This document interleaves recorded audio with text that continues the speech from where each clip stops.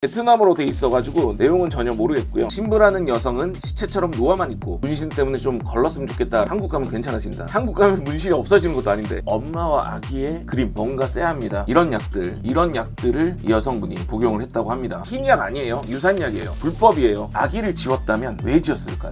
고의로 낙태를 했다면 왜 낙태를 했을까요? 근데 이것뿐만이 아닙니다. 그 사이에 베트남에 있었던 동안 만들어졌던 아기가 아니었을까? 어쨌든 두 사람의 이야기는 다를 수밖에 없다. 미심쩍은 부분이 어떤 건지 여러분들의 눈으로 한번 확인해 보시기 바랍니다.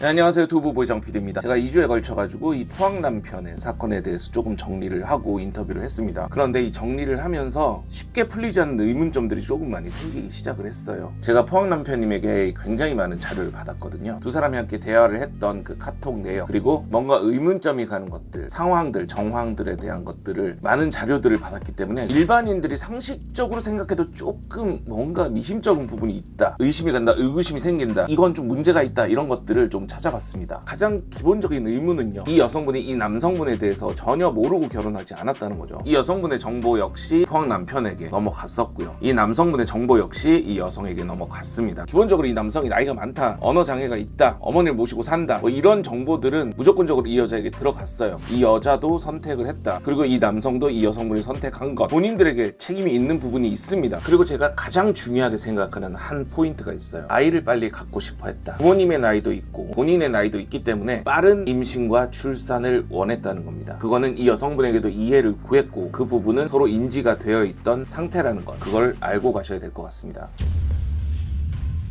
자, 먼저 그래서 이 사건의 타임라인을 정리를 해봤습니다. 먼저 2022년 8월 신부와 맞선을 봅니다. 2023년 2월 22일 약 1년 전이죠. 혼인신고를 하게 됩니다. 그리고 2023년 5월 26일에 신부가 한국에 입국을 합니다. 그리고 2023년 7월 4일 신부가 가출을 합니다. 자, 5월 26일부터 7월 4일까지 약 40일 만에, 단 40일 만에 여성은 가출을 하게 됩니다.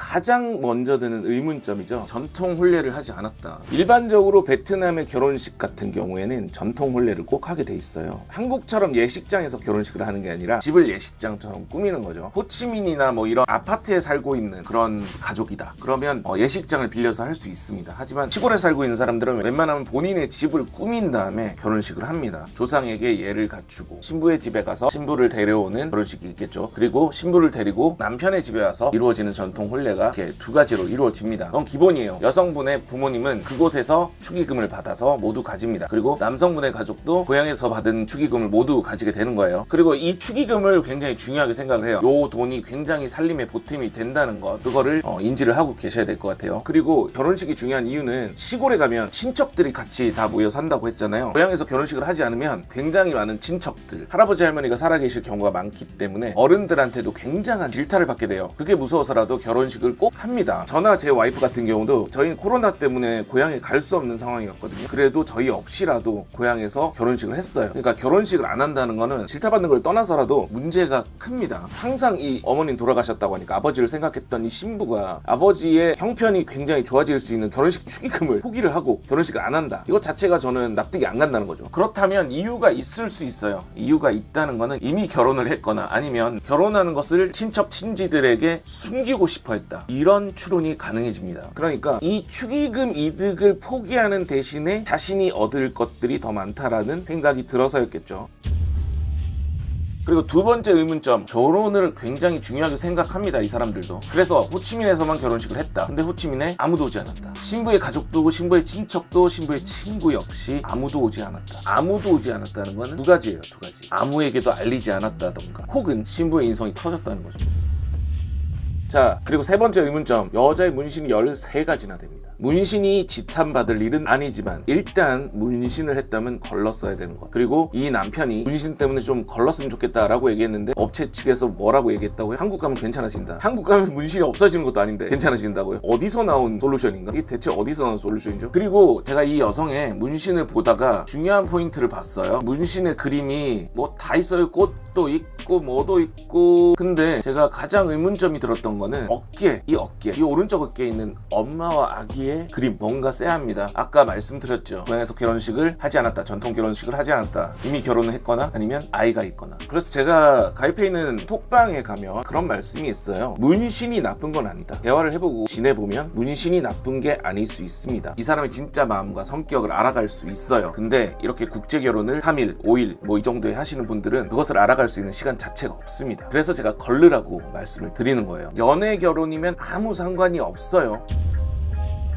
그리고 네 번째 의문점, 끊임없는 금전 요구. 여성분이 생활비, 학원비 이런 것들을 떠나서 계속 병원에 입원을 했다고 하면서 병원비를 요구를 했다고 합니다. 과도한 금전 요구 이런 것들은 초반에 걸러내세요. 그냥 남자를 ATM으로 보는 그런 느낌입니다.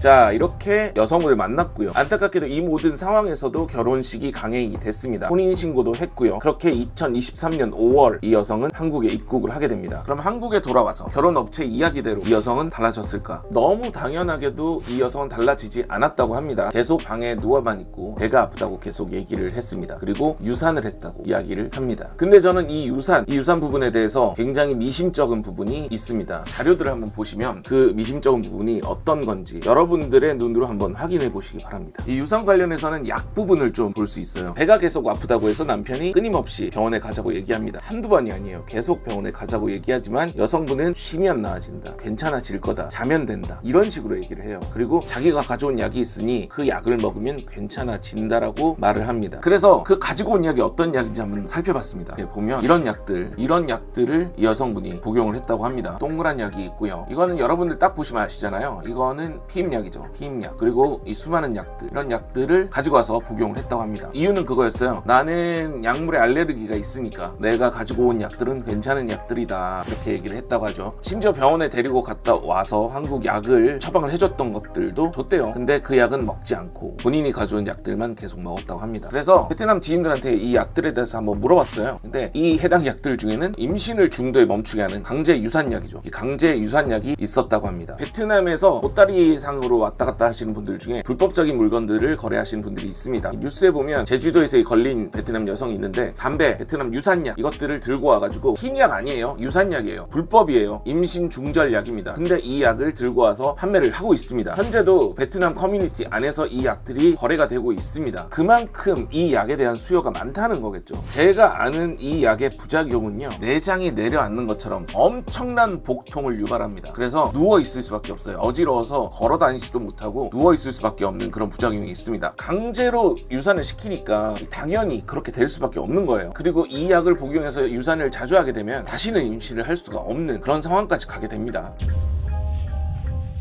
근데 의문이 드는 점은 두 가지가 있어요. 유산을 하는 약을 먹었어도 문제고요, 자연 유산을 했어도 문제예요. 제가 아까 처음에 말씀드렸잖아요. 이 남편은 아이를 갖고 싶어 한다고. 그러면 아기를 가졌을 때 이 여성은 남편이나 시어머니, 가족에게 이야기를 했어야 합니다. 근데 이야기를 하지 않았다? 이야기를 하지 않았다면 왜 그랬을까요? 대체 왜 이야기를 하지 않았을까요? 그리고 아기를 지웠다면 왜 지웠을까요? 고의로 낙태를 했다면 왜 낙태를 했을까요? 이유에 대해서 너무 의문점이 드는 상황이죠.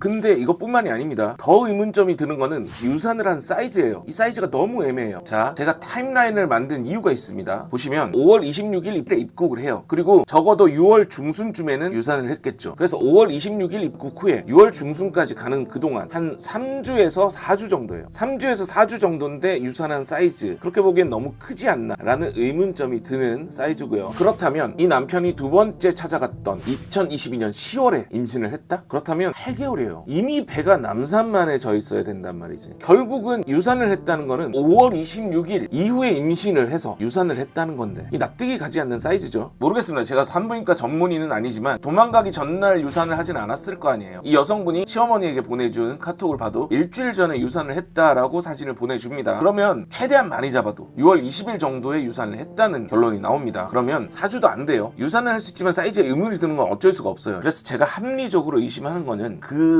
사이에 베트남에 있었던 동안 만들어졌던 아기가 아니었을까. 그래서 이 여성은 급하게 약을 먹고 아기를 지우지 않았을까. 그래서 남편의 산부인과를 가자고 하는 그 이야기에 과민하게 반응하고 쉬면 된다는 말로 피하지 않았을까. 저는 이런 합리적인 의심을 해봅니다. 여러분의 생각은 어떠신가요?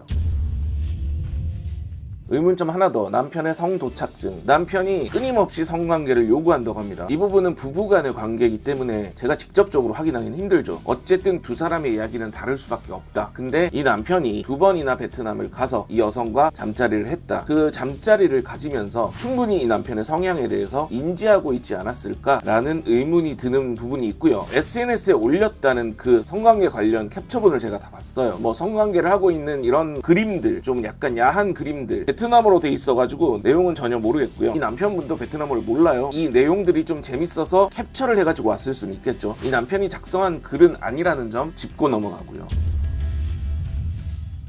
또 한 가지, 이 남편이 여성과의 성관계 때문에 불만을 토로했던 글이 있습니다. 이 여성과 첫날 밤인 2022년 8월 14일과 2차 방문인 2022년 10월 8일 두 번째 밤 등 한 3번 관계를 시도했지만 신부라는 여성은 시체처럼 누워만 있고 나 혼자 마치 시체와 관계를 하는 것 같아 너무나 무섭고 힘들어서 할 수가 없었으며 여성이 그렇게 포기하는 날을 기대한 것 같았습니다. 이렇게 나옵니다.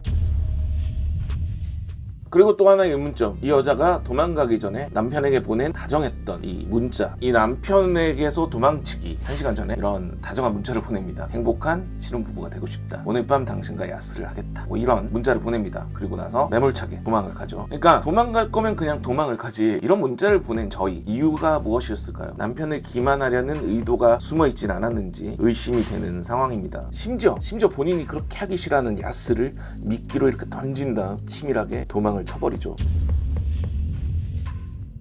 또 하나, 지난번 영상에서도 의문점을 남겼던 이 틱톡 사진, 이 여성이 SNS에 올린 다른 연인과의 사진, 특히 여기에 사진에 찍힌 이 장소는요, 지난 2023년 5월 18일, 그러니까 한국 들어오기 일주일 전이에요. 마지막 여행을 동생과 떠난다, 이 얘기를 하고 찾아갔던 곳이라고 합니다. 그 장소와 정확하게 일치하는 거죠. 이 연인과 동생과 찍었던 장소가 똑같아. 입고 있던 옷, 헤어스타일, 이 여성이 머리에 연상이 돼 있는 범위, 구두, 액세서리 모두 일치합니다. 그 일치하는 의상을 입고 동생과 사진을 찍고 연인과 사진을 찍은 거죠. 안에 연인이 남자가 아니라 남장 여자라는, 남장을 한 여자라는 의견도 있지만 어찌됐든 간에 연인처럼 보이는 사람과 함께 있었다는 의심은 피할 수 없는 거죠. 그리고 이 연인이 남자가 아니라 여자라 할지라도 해명을 해야 됩니다. 연인이 있었다는 것, 혹은 자신의 성적 정체성이 이반이라는 점, 이런 것들은 분명히 아내분이 해명을 하고 가야 되는 부분입니다. 그런데 이 해명이라는 게 나왔어요. 해명이라는 걸 했어요. 뭐 지인이라는 사람이 올린 거야. 그녀의 가장 친한 친구는 여자다, 서로 매우 가깝다, 그리고 이 사진은 너와 결혼했을 때 찍은 게 아니다, 2021년 찍은 사진이다, 2021년에 찍은 사진이다 라고 얘기를 하는데,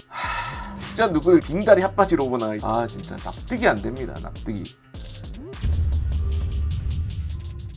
이렇게 의혹이 되는 점들 다 정리를 해봤습니다. 여러분들의 생각은 어떠신가요? 지금 제가 말씀드린 것들은 오로지 저의 생각입니다. 오로지 제가 이 자료들을 분석을 하고 하나하나 살펴보면서 들었던 생각, 의문점들을 정리해드렸습니다. 여러분들의 생각을 댓글로 남겨주시면 좋겠습니다. 그리고 저는 계속해서 이렇게 사기 결혼을 당하신 분들의 이야기를 들을 예정입니다. 본인이 사기 피해를 입었다거나 주변에 그런 분이 있으시면 아래의 메일 주소로 연락을 주시기 바랍니다. 그리고 본인이 학대를 당하고 있다거나 괴롭힘을 당하고 있는 아내분이라면 그분 역시 저에게 연락을 주시기 바랍니다. 제가 찾아가서 직접 이야기를 들어보겠습니다. 그럼 다음 영상에서 다시 찾아뵙겠습니다. 감사합니다.